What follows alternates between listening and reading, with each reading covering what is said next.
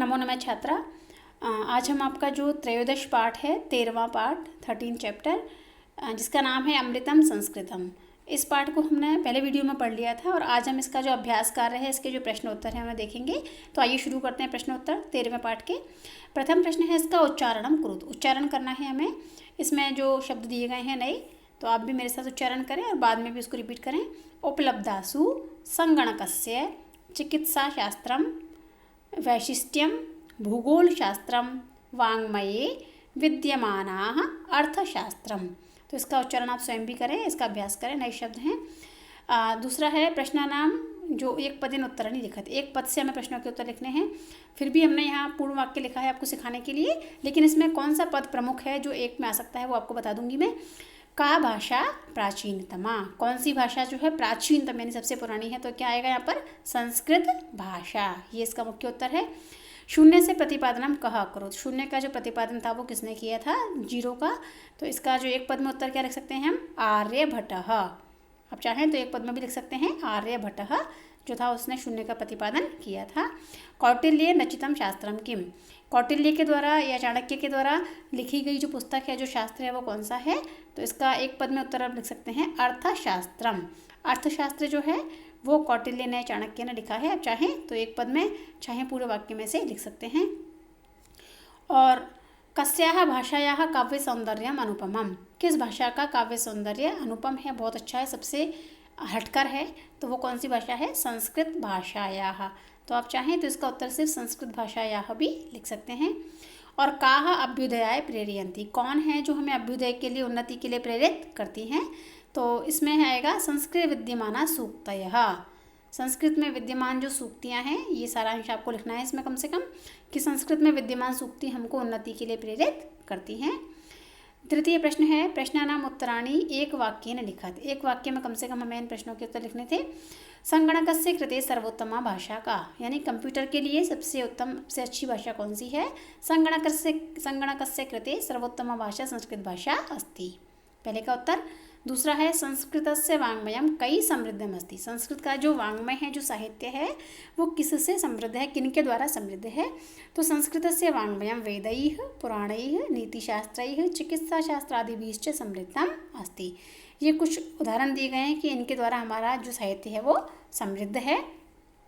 संस्कृतम किम शिक्षयति। संस्कृत हमको क्या सिखाती है? सर्वभूतेषु आत्मवत् व्यवहारं कर्तुं संस्कृतम शिक्षयति। संस्कृत हमको सिखाती है कि सभी लोगों के साथ वैसा ही व्यवहार करना चाहिए जैसा हम अपने साथ चाहते हैं।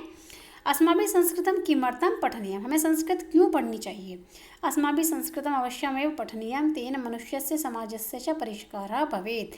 सबसे बड़ी ज़रूरत क्यों है संस्कृत पढ़ने की? जिससे मनुष्य का और मनुष्य के साथ साथ समाज का भी परिष्कार यानी सुधार अच्छे से हो सके। इसके लिए हमको संस्कृत जरूर ही पढ़नी चाहिए। चतुर्थ प्रश्न है इकारांत स्त्रीलिंग शब्दानुरूपम अधिकृत्य रिक्त स्थानानि पूरयेत्। इकारांत स्त्रीलिंग शब्द जो हैं उनके आधार पर हमें बाकी जो रूप दिए गए हैं वो भरने हैं। इसमें जैसे प्रथमा की एक पंक्ति दी है, दूसरी बतानी है, फिर द्वितीया की एक पंक्ति दी है, दूसरी में हमें रिक्त स्थान भरने हैं। तो ये चाहें तो आप है ना, यदि एक भी शब्द अगर आपको आता है, चाहे गति हो, चाहे मति हो, चाहे बुद्धि हो, चाहे प्रीति हो, एक भी आता है, तो बाकी सारे रूप उसके अनुसार आप स्वयं बना सकते हैं। देखिए, गतिः गति गतयः, मतिः मति मतयः, बुद्धिं बुद्धि बुद्धिः, प्रीतिं प्रीति प्रीतिः, नित्या नीतिभ्यां नीतिभिः, शान्त्या शान्तिभ्यां शान्तिभिः, मत्यै मतिभ्यां मतिभ्यः, प्रकृत्यै प्रकृतिभ्यां प्रकृतिभ्यः। फिर पंचमी कीर्त्याः कीर्ते और कीर्तिभ्यां कीर्तिभ्यः, गीत्याः और गीत्ये गीतिभ्यां गीतिभ्यः, सूक्तेः सूक्त्याः सूक्त्योः सूक्तिनाम। यहाँ कुछ अंशों में दो दो शब्द दिए गए हैं, तो यहाँ पर आप थोड़ा सुधार कर लें। यहाँ पर गीतेः कर लें, गीत्याः के साथ में गीते, गीत्याः ऑब्लिक गीतेः और गीतिभ्याम गीतिभ्यः, सूक्तेः सूक्त्याः, दोनों में ऑब्लिक है, आप चाहें कोई भी रूप लिख सकते हैं। और इसके बाद में कृतेः कृत्याः कृत्योः कृतीनाम, धृतौ धृत्यां धृत्योः धृतिषु, भीतौ भीत्यां भीत्योः भीतिषु। ये लाल रंग से जो लिखे गए हैं ये आपको रिक्त स्थान भरने हैं पुस्तक के अनुसार, तो आप देख लें। और रेखांकितानि पदानि आधृत्य प्रश्न निर्माणम करोति। ये अगला प्रश्न है। पदों को आधार बनाकर हमें प्रश्नों का निर्माण करना है।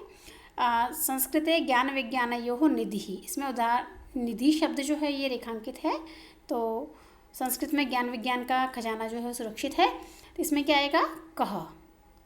ये पुल्लिंग का प्रथमा का एक वचन है, कः, यानी क्या सुरक्षित है या कौन उसमें सुरक्षित है। संस्कृतमेव संगणकस्य कृते सर्वोत्तमा भाषा, संस्कृत कंप्यूटर के लिए सबसे अच्छी भाषा है, तो किसके लिए। ये भी षष्ठी का एक वचन है, कस्य। संगणकस्य पुल्लिंग षष्ठी एक वचन, और ये कस्य किम शब्द का षष्ठी एक वचन। पुल्लिंग और नपुंसकलिंग दोनों में कस्य ही रूप बनता है। और शल्य क्रियायाः वर्णनम संस्कृत साहित्ये अस्ति, शल्य क्रिया का वर्णन संस्कृत साहित्य में है। तो इसमें हम दो उत्तर लिख सकते हैं, कुत्र भी और कस्मिन भी, क्योंकि कुत्र का मतलब होता है कहाँ पर है और कस्मिन यानी किस में है। तो चाहे तो आप कस्मिन लिखें, चाहे तो कुत्र लिखें, दोनों सही हैं। वरिष्ठान प्रति अस्माभिः प्रियम व्यवर्तव्यम, वरिष्ठान यानी वरिष्ठों के प्रति, तो यहाँ क्या आएगा, किन के प्रति, यानी कान प्रति। पुल्लिंग का द्वितीय का बहुवचन है। और अगले में पदों के विभक्ति वचन हमें लिखने थे, जैसे संस्कृते शब्द की विभक्ति है षष्ठी, वचन है एक वचनम। गति शब्द में विभक्ति है प्रथमा और एक वचन। नीतिम में द्वितीय का एक वचन। सूक्त यह प्रथमा का बहुवचन। और इसी के साथ में जो शांत्या शब्द है ये तृतीया का एक वचन है। प्रीत्यय चतुर्थी का एक वचन है। मतिषु सप्तमी का बहुवचन है। और अगला जो प्रश्न है इसमें हमें यथा योग्यम संयोजन लिख रहे थे, इसे में हमें जो मैच करके सही से लिखना था हमने मैच कर लिया है।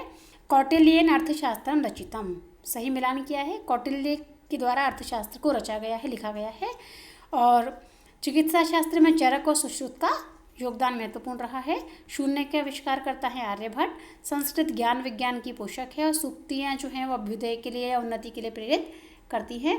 तो इस प्रकार हमने ये जो प्रश्न है ये भी पूर्ण कर लिए हैं और हमारा त्रयोदश पाठ का जो अभ्यास कार्य है वो यहीं पर समाप्त होता है। आशा है आपको समझ में आया होगा। यदि कोई डाउट, कोई परेशानी हो तो आप कमेंट बॉक्स में लिखकर पूछ सकते हैं। धन्यवाद।